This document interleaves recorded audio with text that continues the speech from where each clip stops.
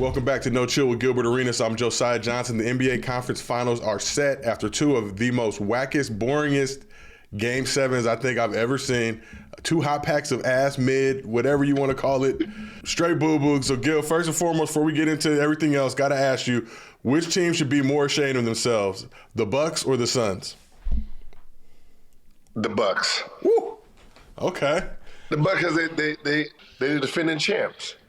But hold on. So you set me up on that one. Knowing I was going to pick the Bucks.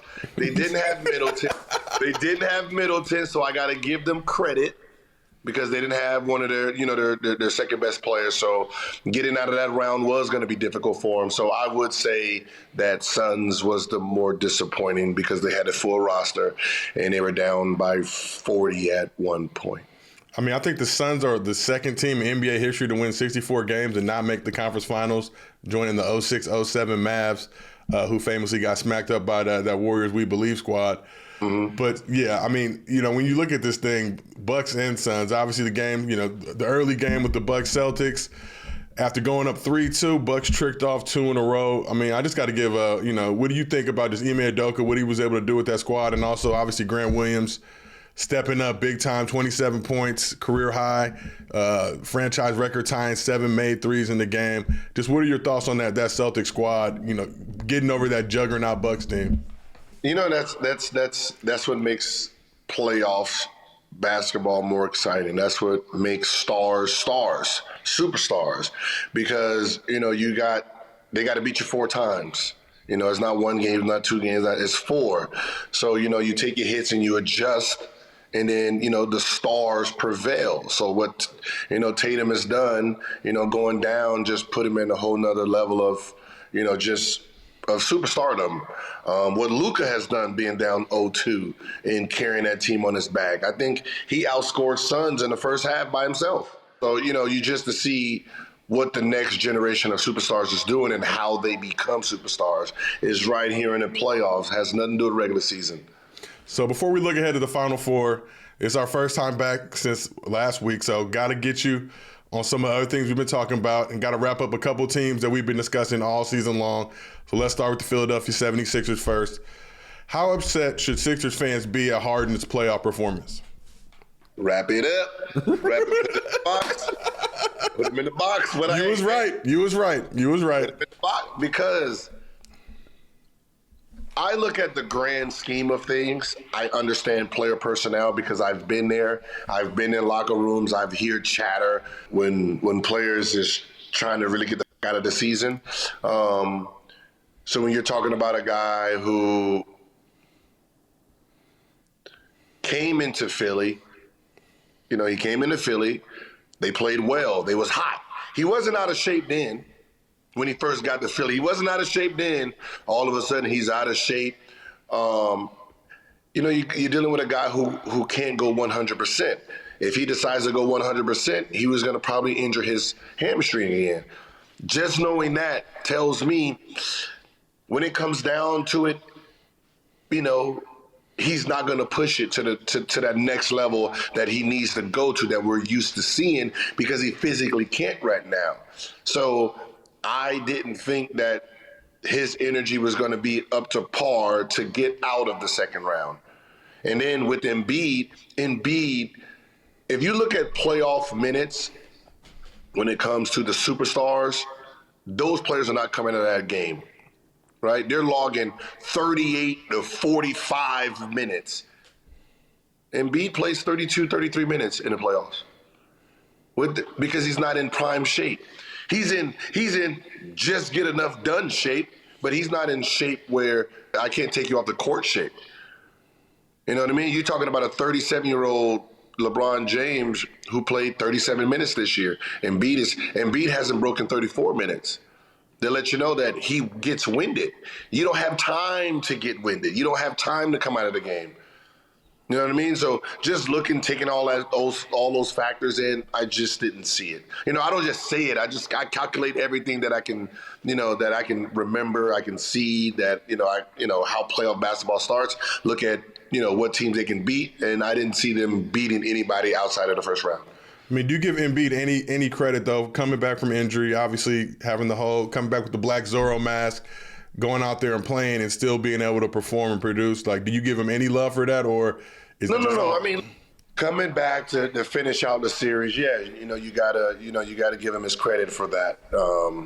But he still is not in that.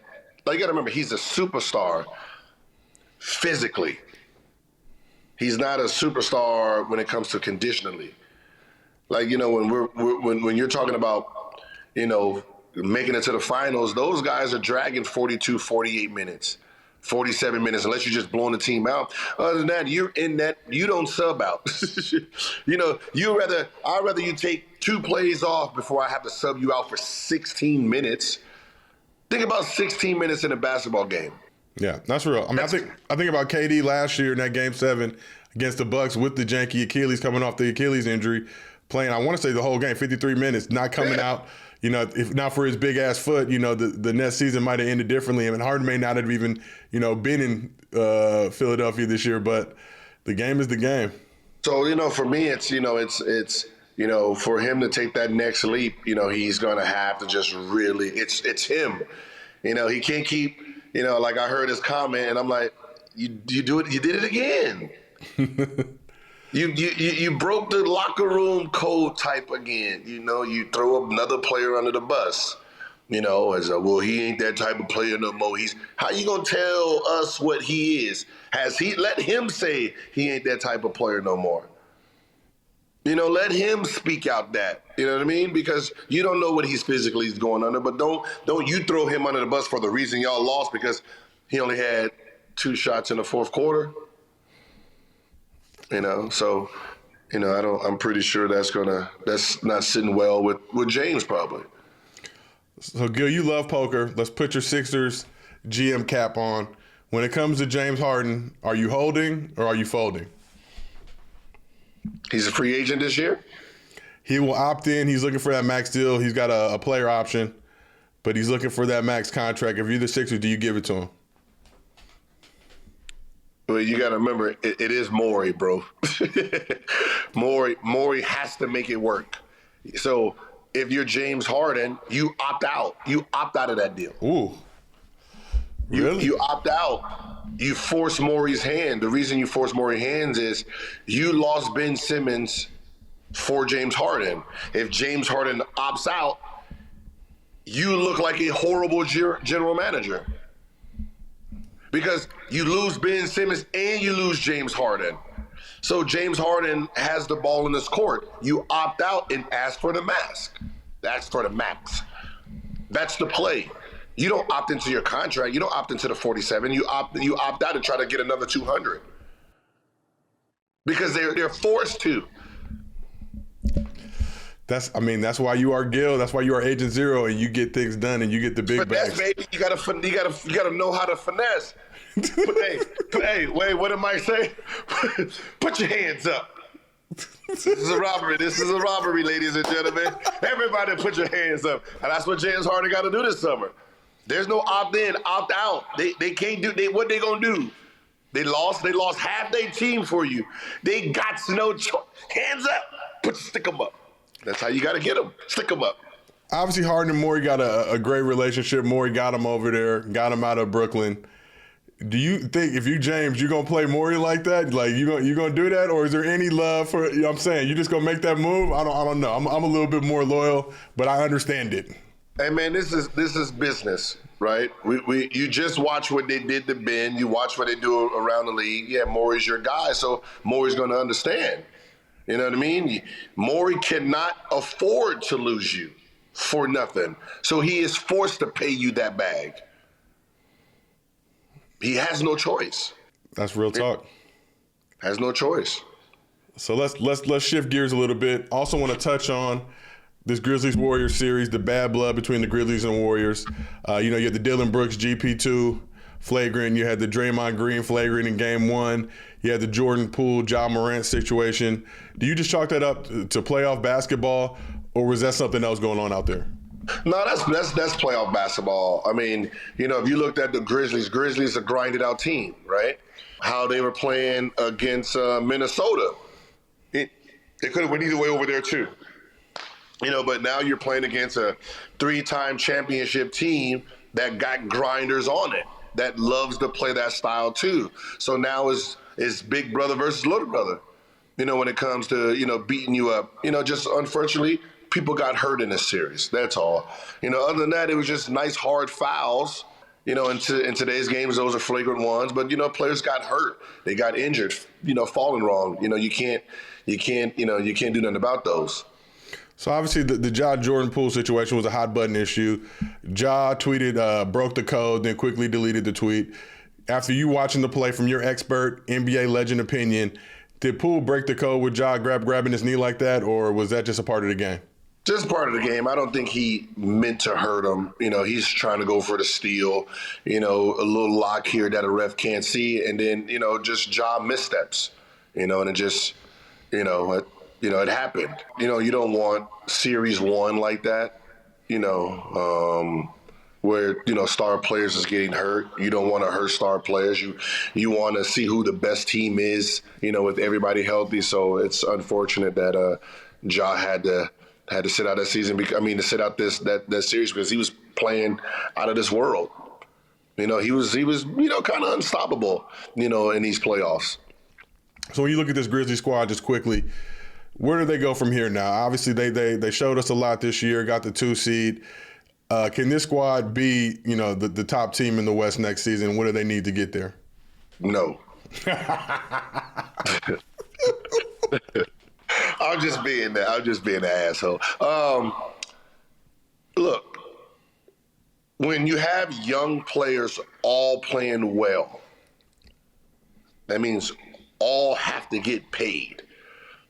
So Dylan Brooks saying we're going to be the next, my man, you probably won't even be there. Ja is max, bro. You got to remember, the only reason Golden State got to keep Clay and Draymond and got to sign KD is because Steph Curry, chef himself, was hurt majority of his first 4 years, and they got him for pennies on the dollar. Ja's not pennies on the dollar. Ja is touching all of 200 when he signs. So that means that Dylan Brooks and Bane, y'all gonna have to take some serious pay cuts. Because in reality, Steph Curry was the pay cut. If Steph would have maxed out, there would have been no Kevin Durant because they couldn't afford him. It's like, so when dynasties are made because players sign stupid deals. That's how dynasties are made. They're made because players sign dumb deals. If you get a guy to sign a stupid Michael Jordan, you get him to sign a dumb deal, and you underpay to keep that talent there, it's easy to build a dynasty. It's easy to build a dynasty if your best player is on a $65 million deal, not $150. You know what I mean? It's easy to build dynasties on bad contracts. That's how they're built. They're not built because we're signing, Shep to a max, Clay to a max, Draymond to a max. There ain't no money left. You're talking about $600 million between 3 players. Doesn't work. You need players that just make bad decisions on be loyal to the team, get convinced, hey, take a pay cut for the championship. Ja, Brooks, Bane, and then plus all the other young players, I don't see it. Everybody want to get paid. You need 110%, yeah. As I say. You give me all that money, but... Now I feel you, but let's move it back east. So the Heat will host the Celtics in Game 1 of the Eastern Conference Finals Tuesday on ESPN. Want to ask you, Gil, who do you trust more in crunch time, Jayson Tatum or Jimmy Butler? Whoa! I'm gonna go with that. I love them both. I'm gonna go with that 0. Yeah, I'm going with the St. Louis. Man's been playing in phenomenal basketball. But the best thing about the growth is every round you're being tested by another elite player, right? To talk about the Kobe's and the Jordans and the T Max, the Allen Iverson, that next level of stardom is because you're running through elite players. Now your matchup is Jimmy Butler. You sitting out there 29, 40, 45 against Jimmy Butler. Hey, bruh, your ticket is written when it comes to young greatness. So this is a matchup for both Jimmy and Tatum. So it's who can do their job the best at this point. For sure. You think Jimmy's gonna have a little bit of a hangover? It seemed like he had a major chip on his shoulder going against his former team. You saw after they won the series, he ran off to the locker room, questioning how they could possibly, in their mind, pick Tobias Harris over him. You think that's going to trickle over to the next series? You're going to be able to lock in and still find that deep anger to get the heat over the top? Jimmy is just one of those guys who plays with a chip on the shoulder. You know what I mean? He's the heart. He's the fire of that team.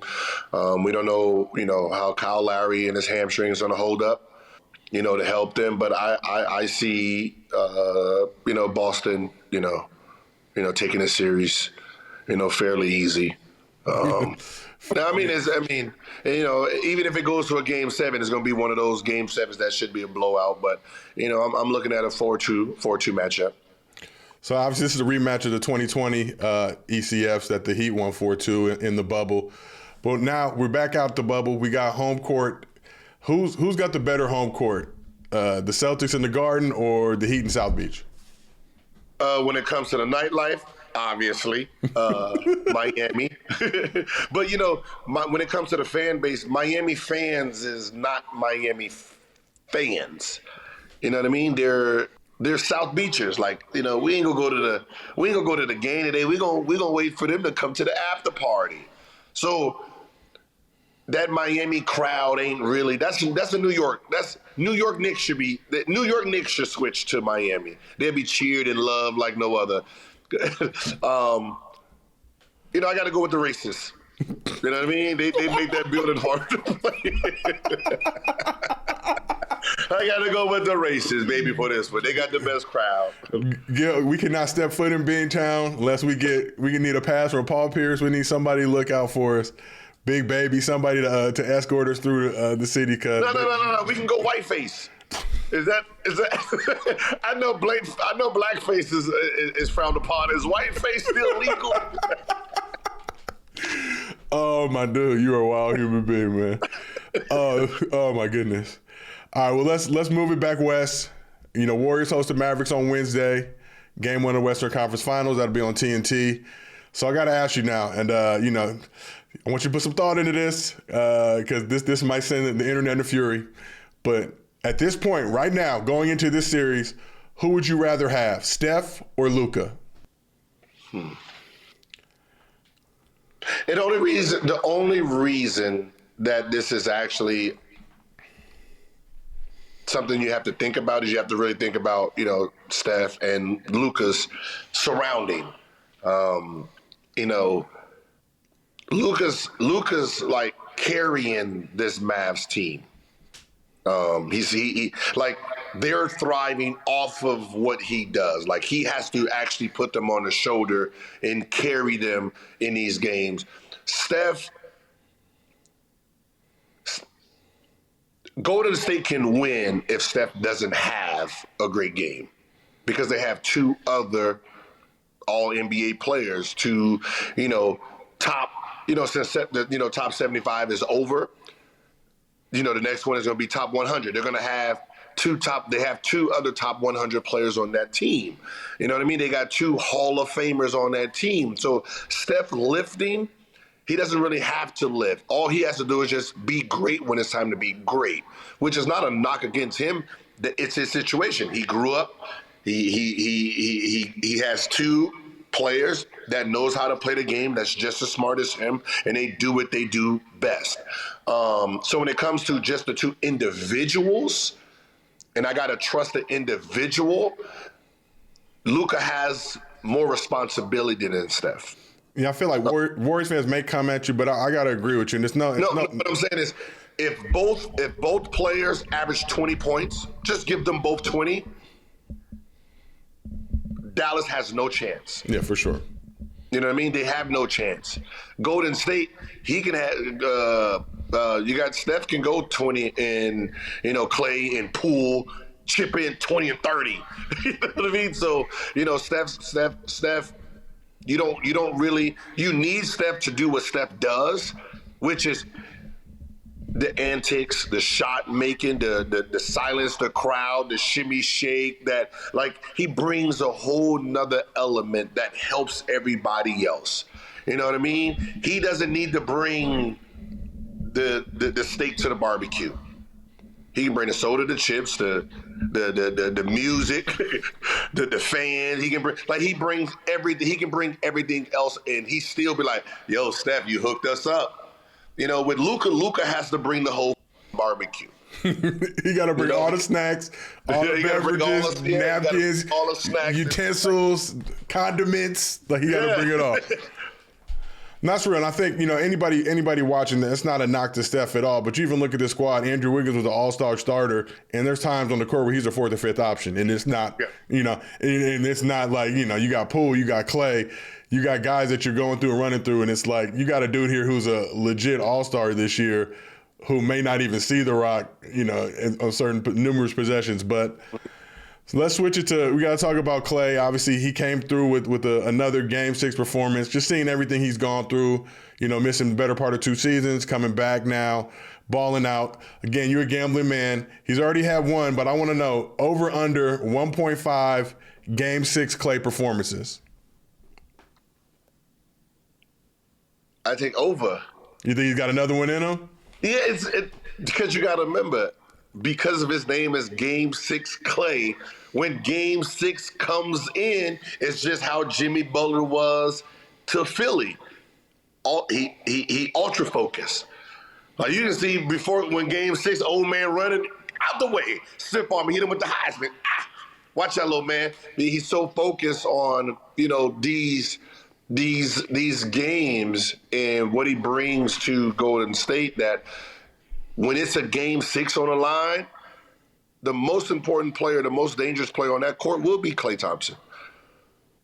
It's just because what Game 6 means to him. So no matter how he starts that game off, you already know what's running through that blood. It's Game 6 blood. You know what I mean? So, if it's put like this, if it's 3-2, Golden State up in this game, winning Game 6, Clay's finishing that off. There ain't no Game 7. There ain't no such thing as Game 7 Clay.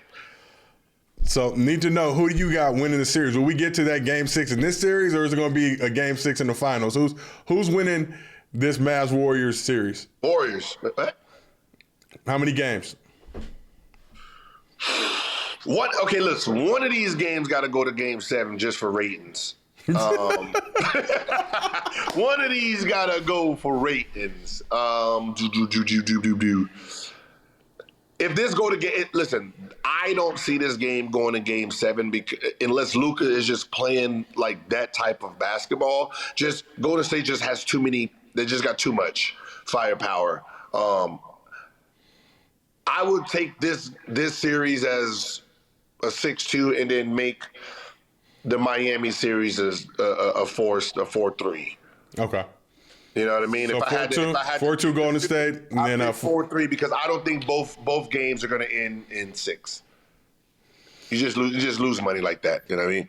For sure. So Eastern Conference Finals, Western Conference Finals. What are you looking forward to the most from these last 2 series? Okay. But you know what? Both series are exciting. When you talk about Mavs and Golden State, this is an offensive game. It's offensive game. It's who can put that ball in that basket the most. And then on the other side, it's defense. Who can stop each other from putting that ball in the basket? Can Jimmy Butler hold Tatum? We're not saying who's going to hold Steph Curry, who's going to hold Jordan Poole and Klay Thompson and Wiggins, and who's going to hold Luka and Dinwiddie. There's no holding here. Just who's going to score the most. Other side is who's going to stop who. So if you want grinded out basketball, watch the East. If you want that exciting shit that I like to see, that 125 versus 137, it's that Dallas Golden State series. Yeah, if I wanted to watch a low-scoring sport, I'll watch soccer. I mean, we got tons of sports that you can watch. You see great defense. I need to see buckets. That's what the game is designed for. James Naismith, put it in that bucket. But no, I completely agree with you. So this has been another edition of Heat Check. No Chill with Gilbert Arenas. We'll be back with more, and we'll see if Gil's right. We'll see if these Warriors go 4-2 and Boston get over the hump. Ooh, All right. It's going to be interesting. Boston versus Golden State.